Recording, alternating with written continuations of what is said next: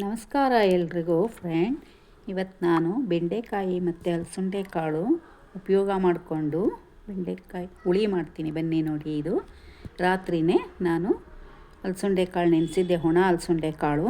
ಅದನ್ನು ಈಗ ನಾನು ಸ್ವಲ್ಪ ನೀರು ಹಾಕಿ ಅದ್ರ ಜೊತೆ ಟೊಮೊಟೊ ಹಣ್ಣು ಹಾಕಿ ಸ್ವಲ್ಪ ಒಂದು 2 ಟೊಮೊಟೊ ಹಣ್ಣು ಹಾಕ್ತೀನಿ. ಇನ್ನೊಂದು ಟೊಮೊಟೊ ಹಣ್ಣು ಆಮೇಲೆ ಹೆಚ್ಚಿ ಒಗ್ಗರಣೆಗೆ ಹಾಕ್ಕೊಳ್ಳೋಣ. ನೋಡಿ, 2 ಹಾಕ್ತೀನಿ. ಈಗ ನಾನು ಅದು ಮುಳುಗೋವಷ್ಟು ನೀರು ಹಾಕೋಣ. ಬನ್ನಿ, ಅದು ಮುಳುಗೋವಷ್ಟು ನೀರು ಹಾಕಿ ಚೆನ್ನಾಗಿ ಅಲಸಂದೆ ಕಾಳನ್ನ ನಾವು ಬೇಯಿಸ್ಕೋಬೇಕು. ನೋಡಿ, ಇವಾಗ ಅದಕ್ಕೆ ಸ್ವಲ್ಪ ಉಪ್ಪು ಹಾಕಿದೆ, ಅದನ್ನು ಬೇಯಕ್ಕಿಟ್ಟೆ ಕುಕ್ಕರಲ್ಲಿ. ಇವಾಗ ನಾನು 2 ಈರುಳ್ಳಿ, 1 ಟೊಮೊಟೊ ಮತ್ತು ಒಂದು ಅರ್ಧ ಕೆಜಿಗಿನ ಸ್ವಲ್ಪ ಬೆಂಡೆಕಾಯಿ ಇದೆ. ಎಳೆಯದಾಗಿದೆ, ಫ್ರೆಶ್ ಆಗಿ ತುಂಬ ಚೆನ್ನಾಗಿದೆ ಬೆಂಡೆಕಾಯಿ. ಈ ರೀತಿ ನೀವು ಅಲಸಂದೆ ಕಾಳು ಜೊತೆ ಒಂದು ಸಲ ಹುಳಿ ಮಾಡಿ ನೋಡಿ, ತುಂಬಾ ರುಚಿಯಾಗಿರುತ್ತೆ ಅಲಸಂದೆಕಾಯಿ ಬೆಂಡೆಕಾಯಿ ಕಾಂಬಿನೇಷನ್ನು. ನೋಡಿ, ಇವಾಗ ನಮ್ಮದು ಅಲಸಂದೆ ಕಾಳು ಕುಕ್ಕರು ಒಂದು 3 ವಿಜಿಲ್ ತೊಗೊಂಡೆ. ತುಂಬ ಚೆನ್ನಾಗಿ ಬೆಂದಿದೆ. ತುಂಬ ಚೆನ್ನಾಗಿ ಬೆಂದಿರೋ ಅಲಸಂದೆ ಕಾಳನ್ನ ಈಗ ಸೈಡ್ಗೆ ಇಟ್ಕೊಂಬಿಡೋಣ. ಇಟ್ಕೊಂಡು ಈಗ ನಾವು ಒಂದು ಬಾಣಲೆ ಇಟ್ಕೊಳ್ಳೋಣ. ನೋಡಿ, ಇದು ಅದರಲ್ಲಿರೋ ಟೊಮೊಟೊ ಹಣ್ಣು ಬೇಯಕ್ಕೆ ಹಾಕಿದ್ನಲ್ಲ, ಅದನ್ನು ತೆಗೆದು ಮಿಕ್ಸಿ ಜಾರ್ಗೆ ಹಾಕ್ಕೊಂಡಿದ್ದೀನಿ. ಈಗ ನಾನು 2 ಈರುಳ್ಳಿ ಇಟ್ಕೊಂಡಿದ್ದೆ, ಅದರಲ್ಲಿ ಒಂದು ಅರ್ಧ ರುಬ್ಬಕ್ಕೆ ಹಾಕ್ತೀನಿ. ಈ ಟೊಮೊಟೊನ ಒಗ್ಗರಣೆಗೆ ಹಾಕ್ಕೊಳ್ಳೋಣ. ರುಬ್ಬಕ್ಕೆ ನಾನು ಅರ್ಧ ಈರುಳ್ಳಿ ಹಾಕಿದ್ದೀನಿ. ಇದು ಒಗ್ಗರಣೆಗೆ ಈ ಒಂದು ಟೊಮೊಟೊ, ಇನ್ನು ಮಿಕ್ಕಿದ ಈರುಳ್ಳಿ ಮತ್ತು ಕರಿಬೇವಿನ ಸೊಪ್ಪು. ನೋಡಿ, ಇವಾಗ ನಾನು ಇದಕ್ಕೆ ತೆಂಗಿನ ತುರಿ ಕೂಡ, ಫ್ರೆಶ್ ತೆಂಗಿನ ತುರಿ ಒಂದು 3/4 ಕಪ್ಪಷ್ಟಿದೆ. ಹಾಗೆ ಸಾಂಬಾರು ಪುಡಿ ತೊಗೊಂಡಿದ್ದೀನಿ, ಮನೇಲಿ ಮಾಡಿದ ಸಾಂಬಾರು ಪುಡಿ. ನೀವು ಯಾವ್ದು ಬೇಕಾದ್ರೂ ಯೂಸ್ ಮಾಡ್ಬೋದು. ನೋಡಿ, ಬೆಂಡೆಕಾಯಿ ಹೆಚ್ಚಿಟ್ಕೊಂಡಿದ್ದೀನಿ. ಈ ರೀತಿ ಹೆಚ್ಚಿಟ್ಕೊಂಡಿರೋ ಬೆಂಡೆಕಾಯಿನೆಲ್ಲ ಸೈಡ್ಗೆ ಇಟ್ಬಿಟ್ಟು ಇವಾಗ ನಾವು ಮಿಕ್ಸಿ ಜಾರ್ಗೆ ಟೊಮೊಟೊ ಹಾಕಿದ್ವಿ, ಸಾಂಬಾರು ಪುಡಿ, ಈಗ ತೆಂಗಿನಕಾಯಿ ಮತ್ತು ಈರುಳ್ಳಿ ಹಾಕಿದ್ವಿ.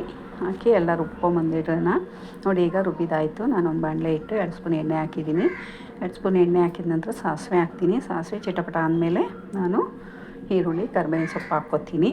ನೋಡಿ, ಇವಾಗ ಈರುಳ್ಳಿ ಕರಿಬೇವಿನ ಸೊಪ್ಪು ಹಾಕ್ಕೊಂಡು ಚೆನ್ನಾಗಿ ಫ್ರೈ ಆದ ನಂತರ ನಾವು ಈರುಳ್ಳಿ ಸ್ವಲ್ಪ ಫ್ರೈ ಆಗಲಿ ಚೆನ್ನಾಗಿ. ಈರುಳ್ಳಿ ಫ್ರೈ ಆದ ನಂತರ ನಾವು ಟೊಮೊಟೊ ಹಣ್ಣು ಕೂಡ ಹಾಕಿ ಫ್ರೈ ಮಾಡ್ಕೊಳ್ಳೋಣ. ನೋಡಿ, ಇವಾಗ ಈರುಳ್ಳಿ ಫ್ರೈ ಆಗಿದೆ. ಹೆಚ್ಚಿರೋದು ಒಂದೇ ಒಂದು ಟೊಮೊಟೊ ಹಣ್ಣು ಹಾಕಿ ಅದು ಸಾಫ್ಟ್ ಆಗೋವರೆಗೂ ಫ್ರೈ ಮಾಡ್ಕೊಳ್ಳೋಣ. ಸ್ವಲ್ಪ ಉಪ್ಪು ಹಾಕಿ, ಬೇಗ ಸಾಫ್ಟ್ ಆಗುತ್ತೆ ಟೊಮೊಟೊ. ನೋಡಿ, ಇವಾಗ ಟೊಮೊಟೊ ಕೂಡ ಫ್ರೈ ಆಯಿತು. ಈಗ ಹೆಚ್ಚಿರ್ತಕ್ಕಂಥ ಬೆಂಡೆಕಾಯಿನ ಹಾಕೋಣ. ಸ್ವಲ್ಪ ಲೋಳೆ ಇರುತ್ತೆ, ಹಾಗಾಗಿ ಉಪ್ಪು ಹಾಕಿದ್ದೀವಲ್ಲ, ಬೇಗ ಲೋಳೆ ಹೋಗುತ್ತೆ. ನೋಡಿ, ಇವಾಗ ಬೆಂಡೆಕಾಯಿನ ಚೆನ್ನಾಗಿ ಫ್ರೈ ಮಾಡ್ಕೊಳ್ಳಿ. ಒಂದು ಅರ್ಧಂಬರ್ಧ ಬೇಯಲಿ ಬೆಂಡೆಕಾಯಿ. ಅರ್ಧಂಬರ್ಧ ಬೆಂದ ನಂತರ ನಾವು ಬೇಯಿಸಿರೋ ಕಾಳು ಹಾಕೋಣ. ಚೆನ್ನಾಗಿ ಲೋಳೆ ಎಲ್ಲ ಹೋಗೋವರೆಗೂ ಫ್ರೈ ಮಾಡ್ಕೊಳ್ಳಿ. ನೋಡಿ, ಇಲ್ಲ ಇವಾಗ ಆಲ್ಮೋಸ್ಟ್ ಒಂದು 75% ಬೆಂದಿದೆ ಬೆಂಡೆಕಾಯಿ. ಲೋಳೆ ಕೂಡ ಕಮ್ಮಿ ಆಗಿದೆ. ಹಾಗಾಗಿ ನಾವೀಗ ಏನು ಬೇಯಿಸಿಟ್ಕೊಂಡಿದ್ವಲ್ಲ ಅಲಸಂದೆ ಕಾಳು, ಅದನ್ನು ಇದರೊಳಗಡೆ ಹಾಕ್ಬಿಡೋಣ. ನಾನು ಬಾಣಲೆನಲ್ಲೇ ಸಾಂಬಾರು ಮಾಡ್ತೀನಿ, ಆಮೇಲೆ ಬೇರೆದಕ್ಕೆ ಶಿಫ್ಟ್ ಮಾಡ್ಕೋತೀನಿ. ಇದರೊಳಗಡೆ ಹಾಕಿ ಚೆನ್ನಾಗಿ ಮಿಕ್ಸ್ ಮಾಡಿ, ಎರಡು ಹೊಂದ್ಕೊಳ್ಳೋ ಹಾಗೆ, ಕಾಳು ಮತ್ತು ಬೆಂಡೆಕಾಯಿ ಎರಡು ಹೊಂದ್ಕೊಳ್ಳೋ ಹಾಗೆ ಮಿಕ್ಸ್ ಮಾಡಿದ ನಂತರ ನಾವು ಇದು ಚೆನ್ನಾಗಿ ಕುದಿ ಬರಲಿ. ನೋಡಿ, ಇವಾಗ ಎಲ್ಲ ಚೆನ್ನಾಗಿ ಕುದೀತಾ ಇದೆ. ಬೆಂಡೆಕಾಯಿ ಮತ್ತು ಅಲಸಂದೆ ಕಾಳು ಚೆನ್ನಾಗಿ ಕುದಿ ಹತ್ತಿದೆ. ನೋಡಿ, ಬೆಂಡೆಕಾಯಿ ಕೂಡ ಈಗ ಚೆನ್ನಾಗಿ ಬೆಂದು ಸಾಫ್ಟಾಗಿದೆ.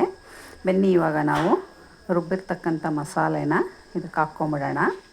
ಇದಕ್ಕೆ ಹಾಕಿ ನಿಮ್ಗೆ ಎಷ್ಟು ನೀರು ಬೇಕೋ ಅಷ್ಟು ಹಾಕಿ ಚೆನ್ನಾಗಿ ಉಪ್ಪೆಲ್ಲ ಹಾಕಿ ಮಿಕ್ಸ್ ಮಾಡ್ಕೊಳ್ಳಿ. ಆಗ ರುಚಿಕರವಾದ ಬೆಂಡೆಕಾಯಿ ಸಾಂಬಾರು ರೆಡಿ ಆಗುತ್ತೆ. ತುಂಬ ರುಚಿಯಾಗಿರುತ್ತೆ. ಒಂದು ಸಲ ಮಾಡ್ಕೊಂಡು ನೋಡಿ. ನೋಡಿ, ಇವಾಗ ಇಷ್ಟು ಹದ ಇದೆ. ನನಗಿನ್ನೂ ಸ್ವಲ್ಪ ಬೇಕು ನೀರು, ಇನ್ನೊಂದು ಅರ್ಧ ಗ್ಲಾಸ್ ನೀರು ಹಾಕ್ತೀನಿ. ನಿಮ್ಗೆ ಅಷ್ಟೇ ಸಾಕಂದರೆ ತೊಂದರೆ ಇಲ್ಲ. ಅಷ್ಟಕ್ಕೆ ಉಪ್ಪು ಎಷ್ಟು ಬೇಕೋ ಅಷ್ಟು ಹಾಕಿ ಚೆನ್ನಾಗಿ ಕುದಿಸಿದ್ರೆ ನಮ್ಮ ಬೆಂಡೆಕಾಯಿ ಹುಳಿ ರೊಟ್ಟಿಗೆ, ಚಪಾತಿಗೆ, ದೋಸೆಗೆ, ಅನ್ನಕ್ಕೆ, ಮುದ್ದೆಗೆ ಎಲ್ಲದಕ್ಕೂ ತುಂಬಾ ಚೆನ್ನಾಗಿ ಹೊಂದಾಣಿಕೆ ಆಗುತ್ತೆ ಈ ಸಾಂಬಾರು. ಒಂದೇ ಒಂದು ಸಲ ಟ್ರೈ ಮಾಡಿ ನೀವು ಕೂಡ. ಯಾರೂ ಮಾಡಿಲ್ಲ ಅಂದರೆ ಬೆಂಡೆಕಾಯಿ ಜೊತೆ ಅಲಸಂದೆ ಕಾಳು ಹಾಕಿ ಮಾಡಿಲ್ಲ ಅಂದರೆ ಬೆಂಡೆಕಾಯಿ ಬೇಳೆ ಸಾಂಬಾರು ಮಾಡ್ತಾರೆ. ನಾನಂತೂ ಮಾಡಲ್ಲ ಬೆಂಡೆಕಾಯಿ ಬೇಳೆ, ನಮ್ಮನೇಲಿ ಯಾರಿಗೂ ಇಷ್ಟ ಆಗಲ್ಲ. ಪಲ್ಯ ಮಾಡ್ತೀನಿ ಅಷ್ಟೇ, ಅದರಲ್ಲಿ ಗ್ರೇವಿ ಕೂಡ ಮಾಡ್ತೀನಿ. ನಾನು ಡಿಫ್ರೆಂಟಾಗಿ ಈ ಥರ ಅಲಸಂದೆ ಕಾಳು ಹಾಕಿ ಯಾವಾಗಲೂ ಬೆಂಡೆಕಾಯಿ ಸಾಂಬಾರು ಮಾಡೋದು. ತುಂಬ ರುಚಿಯಾಗಿರುತ್ತೆ. ಒಂದೇ ಒಂದು ಸಲ ಮಾಡ್ಕೊಂಡು ನೋಡಿ. ಬನ್ನಿ, ಇವಾಗ ಚೆನ್ನಾಗಿ ಕುದೀತಾ ಇದೆ ಬೆಂಡೆಕಾಯಿ ಸಾಂಬಾರು. ಇದನ್ನು ಬೇರೆ ಸರ್ವ್ ಮಾಡ್ಕೊಳ್ಳೋಣ. ಈಗ ಯಾರೆಲ್ಲ ನನ್ನ ಚಾನಲ್ನ ಹೊಸ್ದಾಗಿ ನೋಡ್ತಾ ಇದ್ದೀರೋ ಪ್ಲೀಸ್ ಸಬ್ಸ್ಕ್ರೈಬ್ ಮಾಡ್ಕೊಂಡು ನೋಡಿ. ಹಾಲಂತ ಆಪ್ಷನ್ ಬರುತ್ತೆ, ಬೆಲ್ಲೈಕನ್ನ ಪ್ರೆಸ್ ಮಾಡಿ ಹಾಲಂತ ಆಪ್ಷನ್ ಬರುತ್ತೆ, ಅದನ್ನು ಕೂಡ ನೀವು ಸೆಲೆಕ್ಟ್ ಮಾಡಿಕೊಂಡ್ರೆ ನಾನು ಹಾಕೋ ವಿಡಿಯೋ ಎಲ್ಲ ನಿಮಗೆ ಬೇಗನೆ ಬಂದು ತಲುಪುತ್ತೆ. ನನ್ನ ವಿಡಿಯೋ ನೋಡೋದಕ್ಕೆ ಬಾಯ್ ಬಾಯ್, ಥ್ಯಾಂಕ್ ಯು, ಧನ್ಯವಾದಗಳು ಎಲ್ಲರಿಗೂ.